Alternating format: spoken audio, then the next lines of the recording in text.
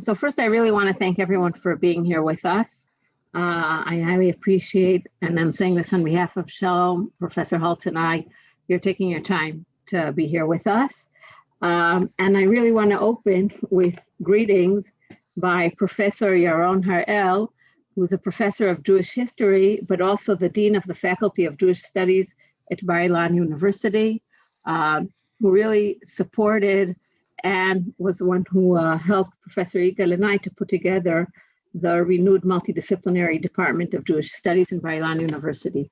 So Professor Har-El, thank you. Thank you very much, Tova.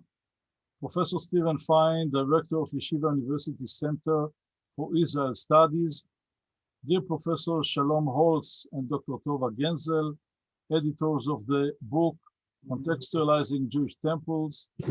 My dear colleague, Professor Yigal Levin, Chairman of the Multidisciplinary Department of Jewish Studies.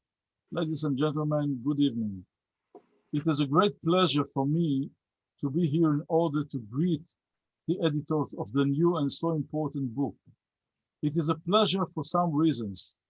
First of all, for me, as the Dean of the Faculty of Jewish Studies, every new book written or edited by a staff member of the faculty is a good reason for celebration, as we say in Hebrew, yesh siba lemesiba.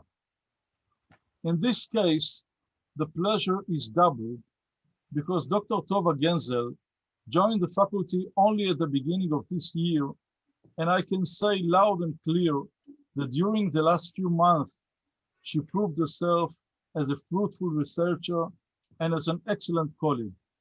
Dr. Ganzel leads the very prestigious program, Ramim, which aims to recognize excellence candidates from the beginning of their studies and encourage them to continue to second and third degree in our faculty and build themselves as excellent scholars in Jewish studies. The third reason for my pleasure is the partnership between two scholars from Bar-Ilan and Yeshiva University.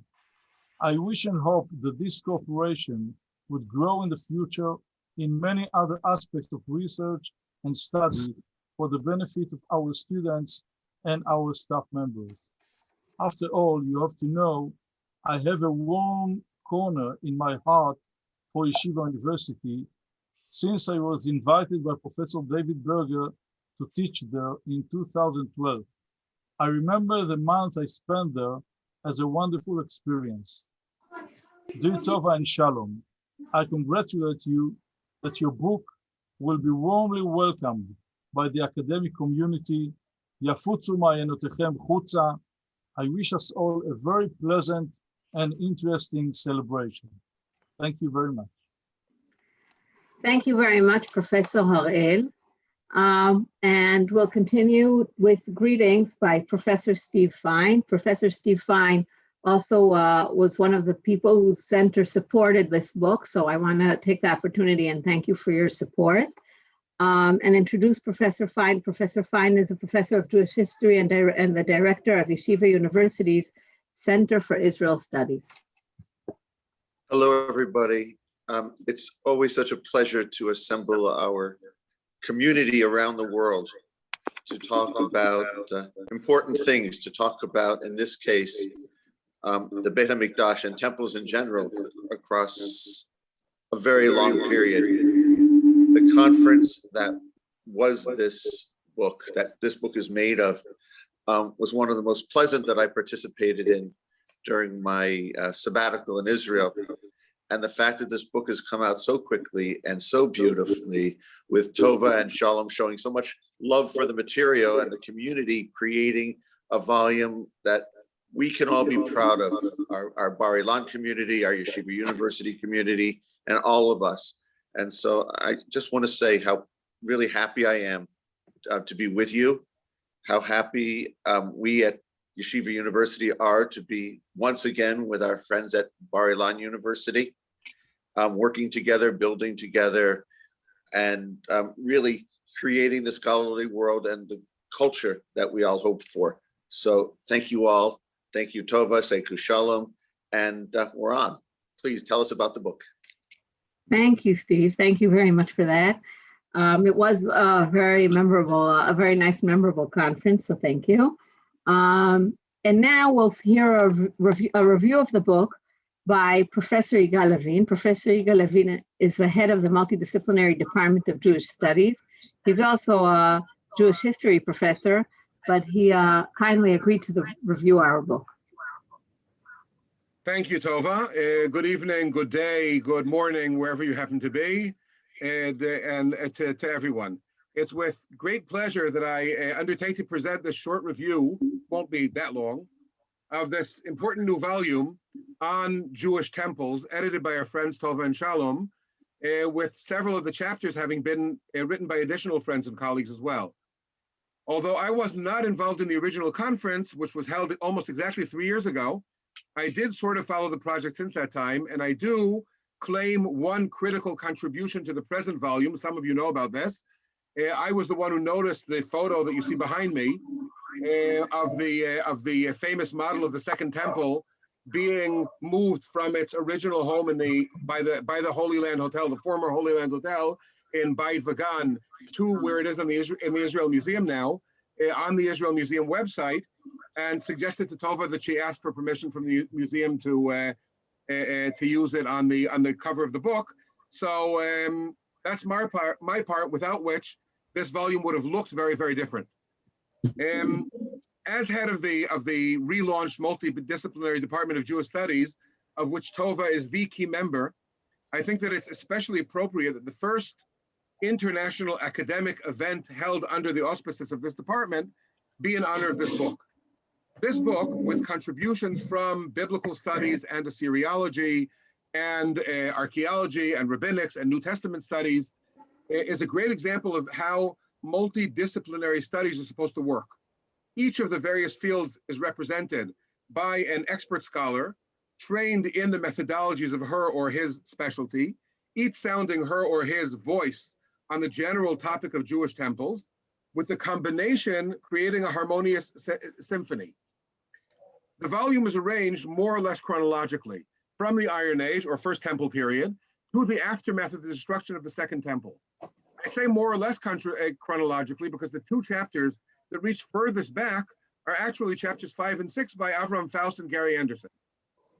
Faust begins with an analysis of this typical so-called four-roomed house, a typical Israelite Iron Age house, showing that these houses reflect what he calls the egalitarian ethos of Israelite society. All of the rooms in the house were accessible from the central space. By contrast, the Jerusalem temple is understood from the descriptions in the Bible, and as can be seen by comparison, which Faust makes with the Judite temple found at Arad, was built so that the innermost space, the innermost room, the Holy of Holies, where the deity was thought to abide, was only accessible after passing through a whole series of front rooms. Anderson reaches even further back to the tabernacle as described in Exodus, but not as a historical event or as an archaeological relic, but rather as a literary creation, demonstrating how this creation was reinterpreted by later biblical literature in Chronicles and in Ezra. A third archaeology-based paper is that written by Jeffrey Stackard, who uses what are known as calendar plaques found at various sites in Israel in an attempt to reconstruct the process by which the priestly calendar, including the Sabbath, developed over time.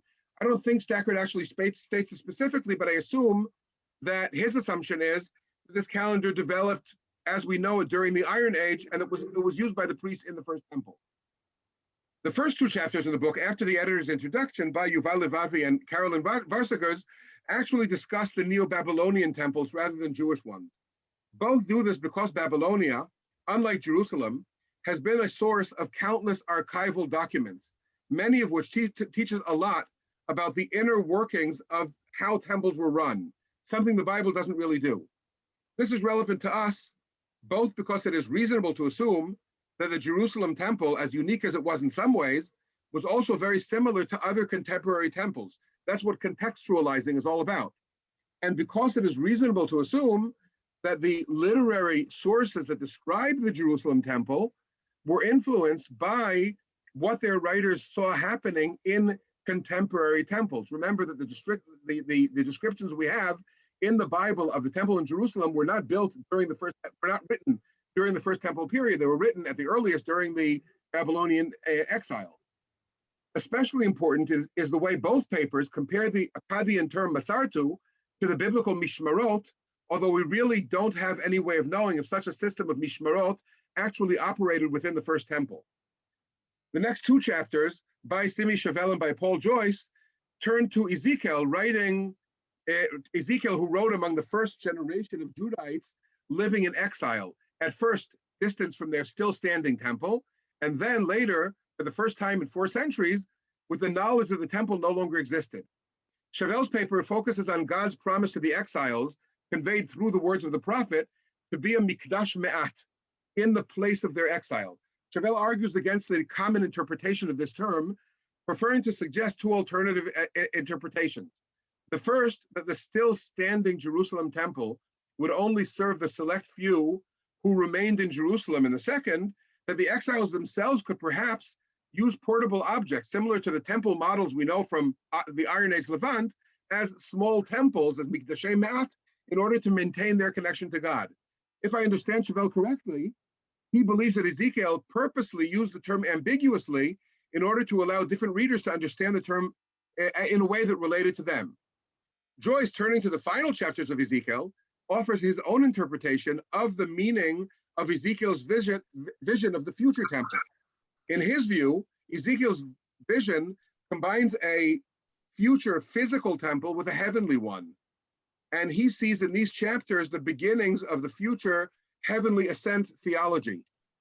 From Ezekiel, this volume skips straight to the late Second Temple period and even to its aftermath, with Larry Schiffman's chapter, which compares the descriptions of the temple that are to be found in the temple scroll from Qumran and in Tractate Midot in the Mishnah. The temple scroll, written in its known form towards the end of the 2nd century BCE, describes an imaginary temple whose precincts are based on the plan of the Israelite camp in the wilderness. From an ideological perspective, it sees the temple as the source of holiness, which then emanates out to the entire land of Israel.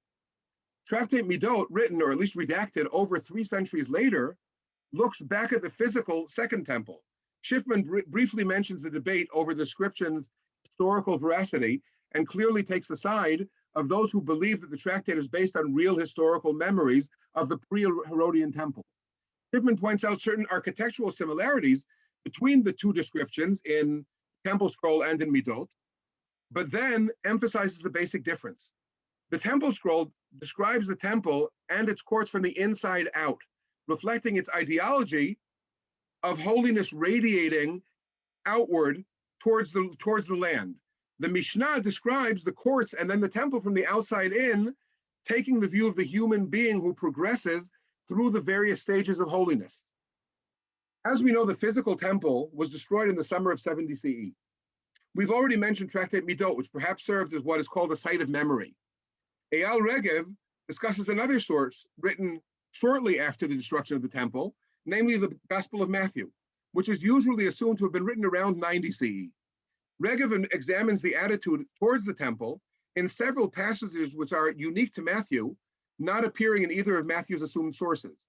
In all of these, Regev shows that the author of Matthew, while critical of the priests and the Pharisees and some of the goings-on in the temple, never actually questions the authority or the legitimacy of the temple itself, and in fact may have seen in its memory a central part of the identity of the community that he himself was attempting to foster. In the final chapter of the book, Risa Levitt discusses the ways in which different communities reacted to the absence of the physical temple.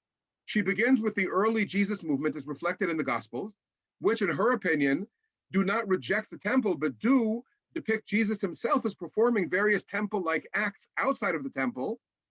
She then looks at the Qumran community, focusing not on the temple scroll, but on the rule of the community, and shows how they rejected the still standing temple, which they considered to have been defiled.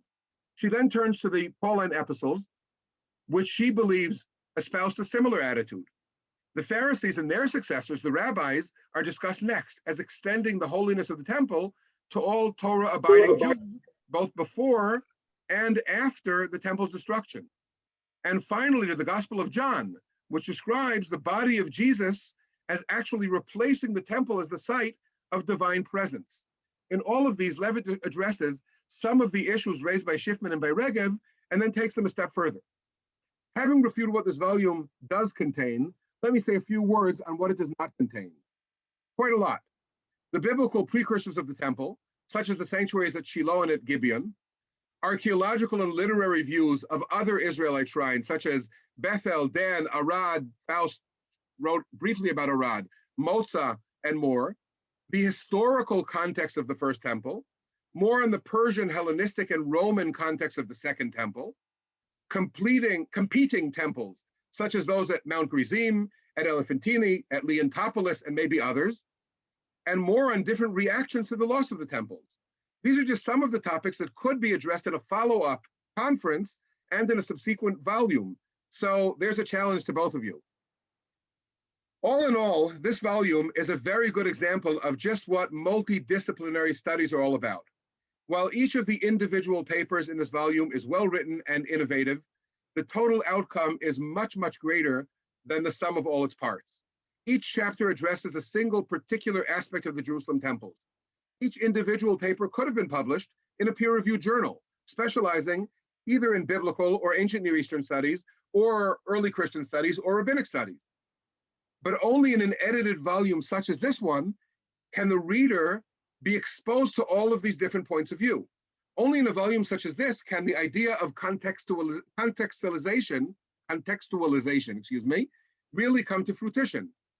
We live in an academic culture that tends to discourage the publication of volumes such as this one. This volume is a great example of how important such volumes can be. So congratulations, Tova and Shalom, and I don't know if you can see this, where we go. Now you can see it better. So, L'chaim, excuse me, drinkers of Irish whiskey. I've got scotch here. So, L'chaim to everyone. And thank you all very much. So, wow, that was a very nice presentation. Yeah. And I'll join Jeff here clapping my hands, applauding. But after that brief, but I think thorough description of the different chapters of the book, I want to ask Professor Shalom Hulse, who co-edited this book, and it was really a very, very, I would say, a nice process, smooth process, thanks to Shalom. The team working on this book really did leave me with the notion that maybe there will be a follow-up book, Yigal. So how's that for your challenge? I just want to introduce Professor Shalom Hulse, who's a professor of Bible at Yeshiva University and Associate Dean for Academic Affairs of Yeshiva College. And he will basically respond on behalf of both of us of what this book succeeded or didn't succeed in doing. Thanks. Hey, thank you everyone for turning out. As they say in, to Yigal, it's noon somewhere, right? So it's okay. It's even noon in New Jersey now, but this is just water. Okay. I'll begin by, again, adding my thanks, not just to everybody for turning out, but reciprocating the thank you to Tova. This is our second collaborative project, if you count our article that we published even before the conference. And it's really been amazing to me that we do this well. Two good minds working together, managing to put together a really nice volume and contribute to scholarship together. I also think we have to thank the Israel Science Foundation, in addition to the Center for Israel Studies, because the Israel Science Foundation supports mainly Tova's work, but supported our original conference. And I imagine that some of the volume has, we owe them that thanks as well. Okay, so looking back at this volume, I'm glad that Yigal mentioned the whole being greater than the sum of its parts. I think that's the theme of the evening, and perhaps the theme of the indeed of the department the newly founded department of interdisciplinarity, and of course the idea of interdisciplinarity is that that when you put things together, something great comes out of it. So in thinking through what we would say tonight, Tova and I, came upon the metaphor of the party. We'd say that we hosted a very good party with people who should know each other and whose work should be in conversation with each other and should know at least about each other in the same room. And I think that's one of the great interdisciplinary achievements that we of this volume. That we're very proud that in one not so long volume, we have brought together Assyriologists, Talmudists, biblicists, archaeologists on the subject of temples. I think thus proving that it's a subject worthy of inquiry, and certainly certainly, I think I would agree with Yigal here that we can certainly think about another such conference in the future. I would add, despite the fact that space and now time have no meaning at all today, we did this, in the before times, as we're coming to call it, at a time when that we had all the authors in the same space, occupying the same physical space at the lovely conference room in Bar Ilan's Midrashah. And we had respondents who were, and I think at the conference itself, we really pushed the interdisciplinarity by not organizing things chronologically, but by talking about specific similar foci in the papers. And by putting people together who might not otherwise have been put together. So the conference definitely achieved something that a book can't achieve, which is face-to-face conversation and shall we say forced interaction or encouraged interaction in a way that a book can't necessarily. But we still think, but the book itself can be seen as sort of a microcosm of that moment. If you don't read it necessarily in order, but if you look at it if one looks at it in a different direction. Now, we could have done more, I agree. Or I would say, well, what might we have done more?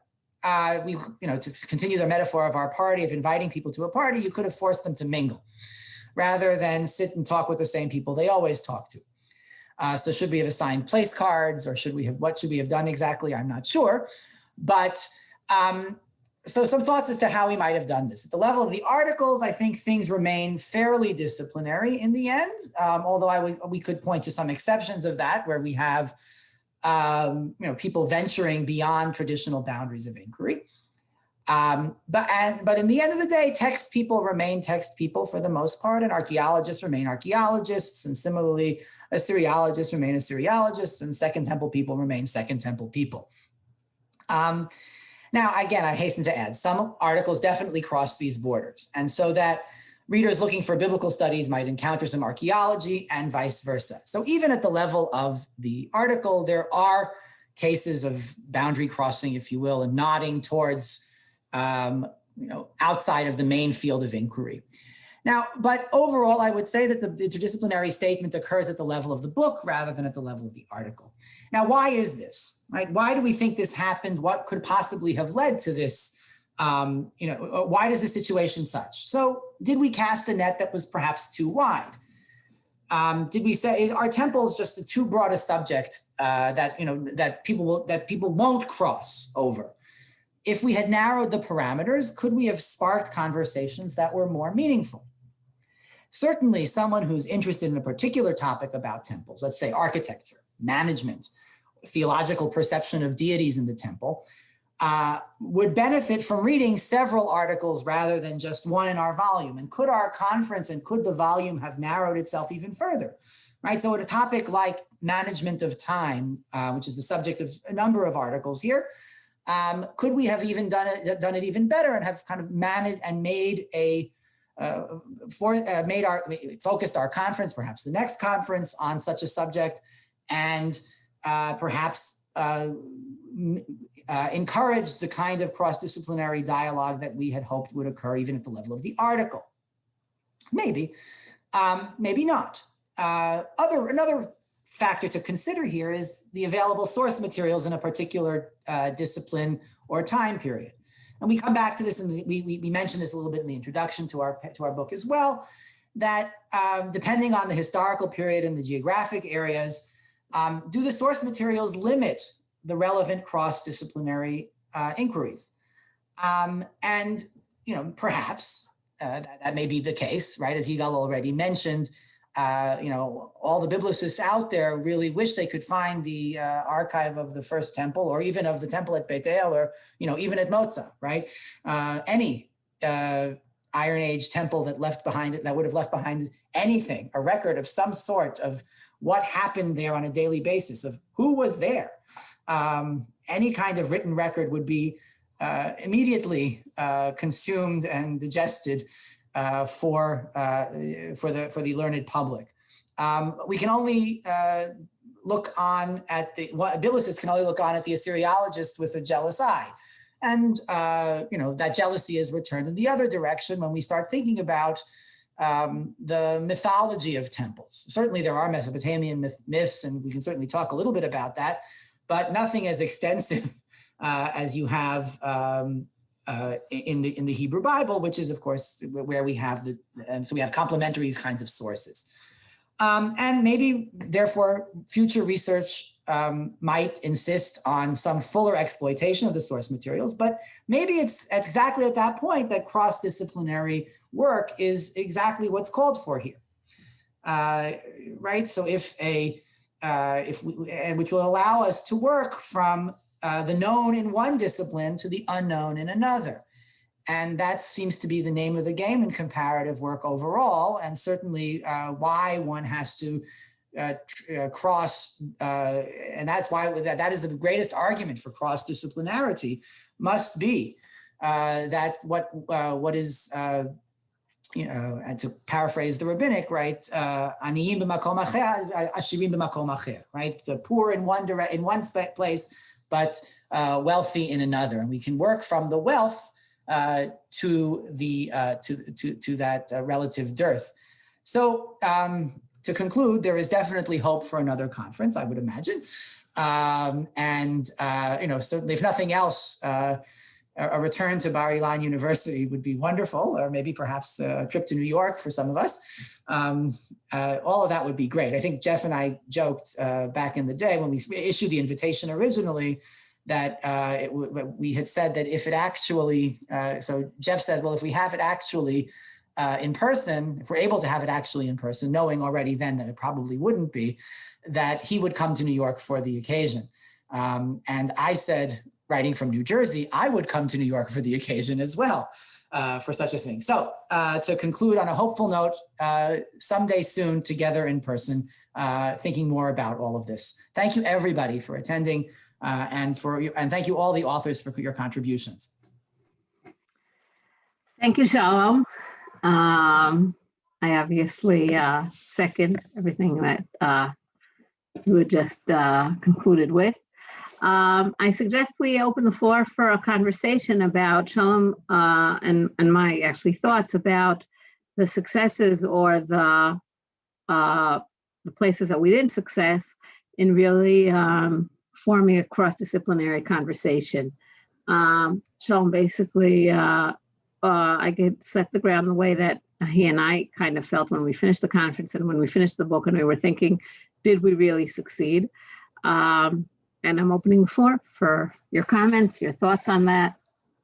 Is it a possibility? Is it something that we should hope for in the future? Anyone want to comment on that? I basically muted everyone before, so if you want to talk, please unmute yourself.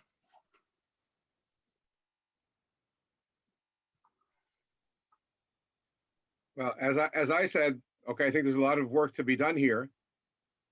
And I think that there's definitely, a venue, a path for the future. And I think that a lot of the people, even people who didn't contribute to or weren't part of the original project, but certainly some of the people sitting here have, whose faces I see here or names I see here, have quite a bit to say on the subject. So I think there's a lot to be done. Thanks, Iga. Other thoughts or comments?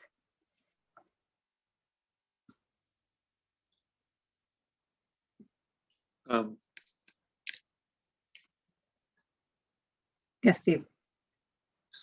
I think that doing cross-disciplinary is sort of like riding your bicycle.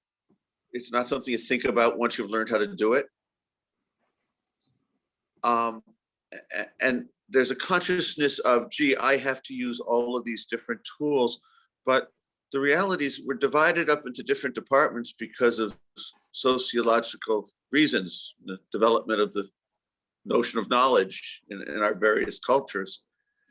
And I'm not sure that many earlier generations, meaning pre-19th century even, would distinguish their sources as distinctly, I'm an archaeologist, I'm a text scholar, I do Greek, I do Hebrew.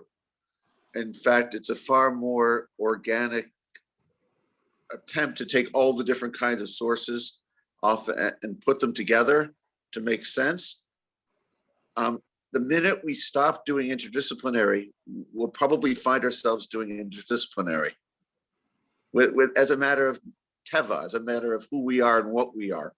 I know that's what I work for with the things that I write, whether I'm using Talmudic sources or Second Temple sources or archaeological sources or even Samaritan sources, right?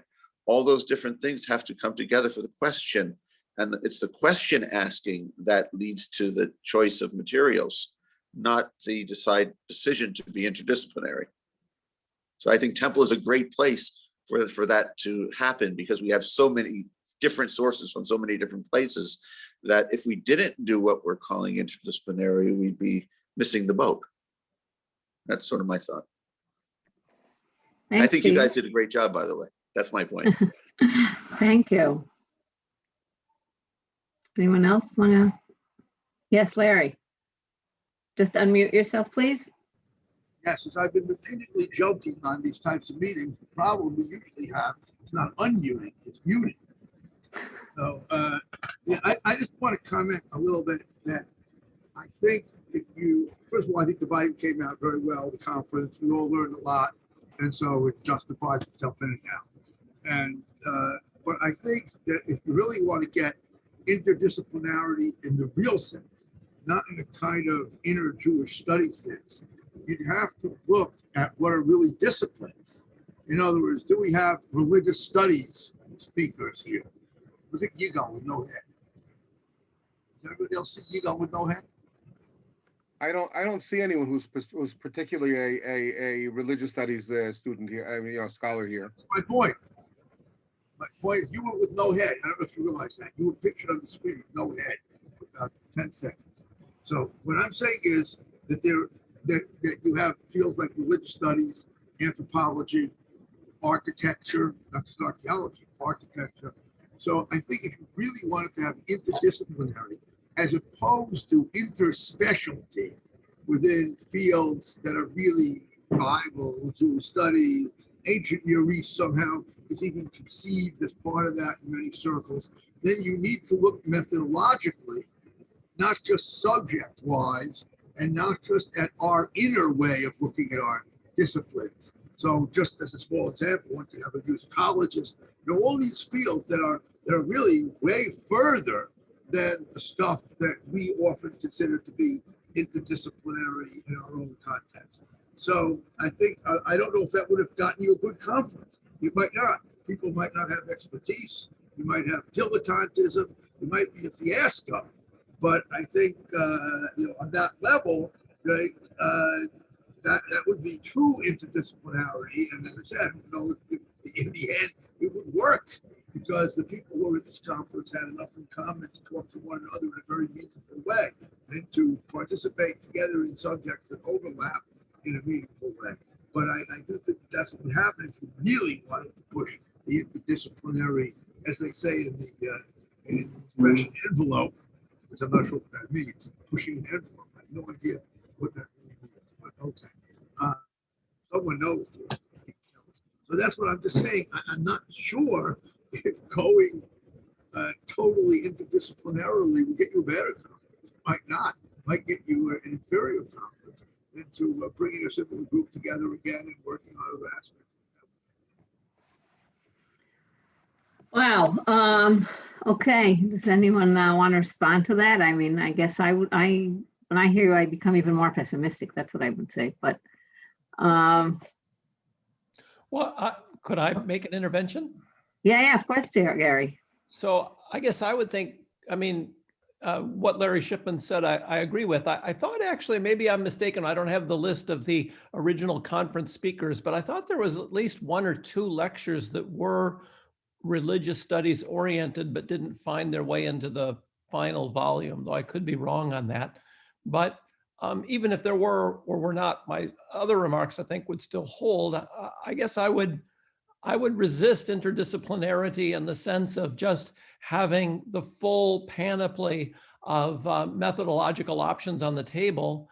I think the conference would be a stronger conference to the degree that you have a sharp focus and then aim for multiple disciplines in the sense that those disciplines can really be in fruitful dialogue with one another to, in a sense, avoid exactly the danger that Larry Schiffman pointed out in his own suggestion.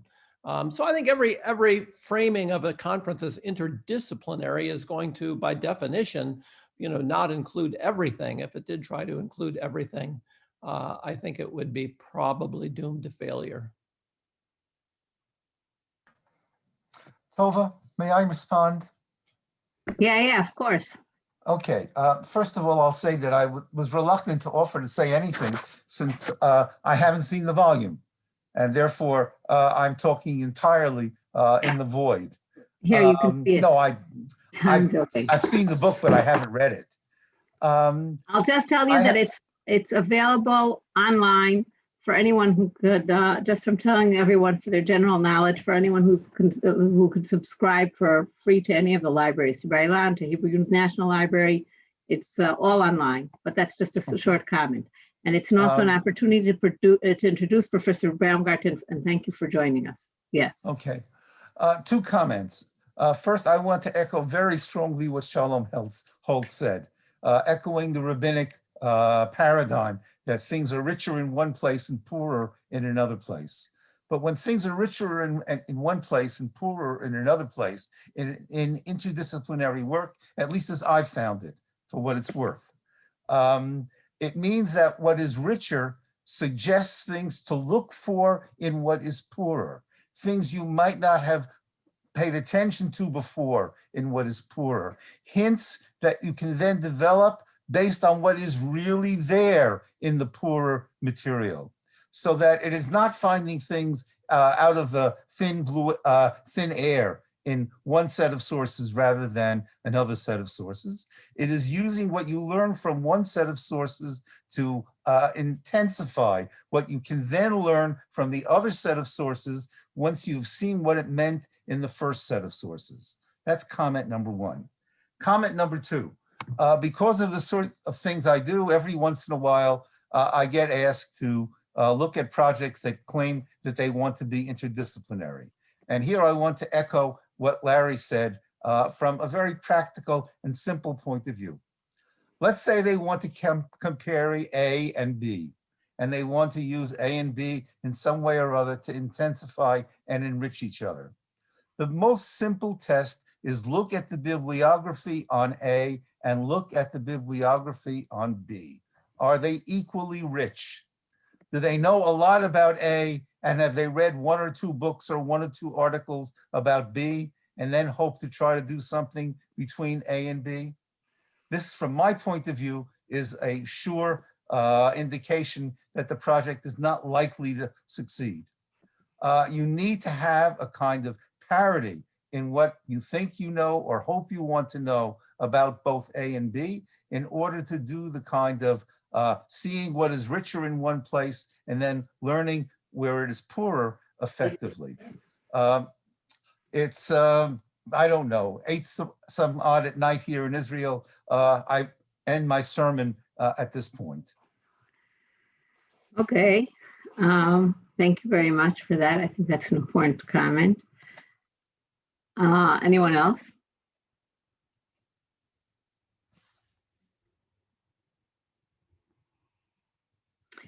So I think we'll move on to really thanking everyone. Do any of the authors want to say a word before we part? Who haven't we heard? Maybe Jeff? Here, I see you on mute. Yes. Yeah, thank you, Tova. I just want to express gratitude again to Shalom and to Tova for all of the work that went into this project. I think the conversation that we're having now speaks to the foundation that has been laid in this project for future work. I take that to be a good thing. I never assumed that this conference or this volume would be the final word. And I think it's been helpful to hear how people imagine future work in these directions. And so I think Tova and Shalom have done a real service to all of us by giving us an opportunity and a venue for thinking about these materials, both in person back in the old days and in the volume, and of course now in this online meeting. So I just wanted to say thank you again for all of your work. You're very welcome. Yeah, Paul. Yeah, I'd just like to echo that. Warm thanks to Tova and Shalom. It was a very special few days together there at Bar Ilan. And can I also pay tribute to the the immensely hard work of you two as editors since that time 3 years ago, and the care you've taken and the way that you've kept an eye on the clock as well. And it's been a really good process. Thank you so much. I'm going to jump in here just quickly to say that this was my summer project, and thank God for it, because it kept me on something. I never realized how wonderful the outdoors are for doing work, and it happened all outside, really. And also, especially to Paul, who mentions the clock. It was actually, Paul in particular, who really pushed me and us to get it to the point where it was ready in time. So we really thank you, Paul, specifically for keeping the clock, reminding us of the time, because as we know, these sorts of edited volumes have a way of keeping an eye off the clock. So we're very glad that it actually happened in a timely manner. Oh, thank you. Agreed. Somebody you want to say something? I'm looking at the authors that didn't pitch in a word. Thanks. I enjoyed every stage of this, and I'm full of appreciation for how you managed this and pulled it together. I think it's a really rich volume that I'm going to go back to over time, and I would be thrilled with a follow-up event. Thanks. I think the last author that's with us that hasn't pitched in a word is Yuval, right? If I'm following correctly. Yeah. Well, basically, I think it was very quick, which is impressive. And well, I think the main thing is that it would be great to have a conference together, mainly because it means that we can go places and I haven't been in Israel in 2 years or so, so it would be especially nice. All right, thank you. So I think with this, we'll call it a night and say thank you to everyone. I'll be glad to see, like Shalom, everyone in person, whether in Bar Ilan on the beautiful campus we have. I'm already back teaching on campus. I want to also thank the Karamim Honors Program students that are with us here. They're quiet behind their cameras, but I want to thank you all for joining us too. And I hope we'll meet in the near future in person. Thank you so much. Thank you very much, Tova. Thank you so much. Bye.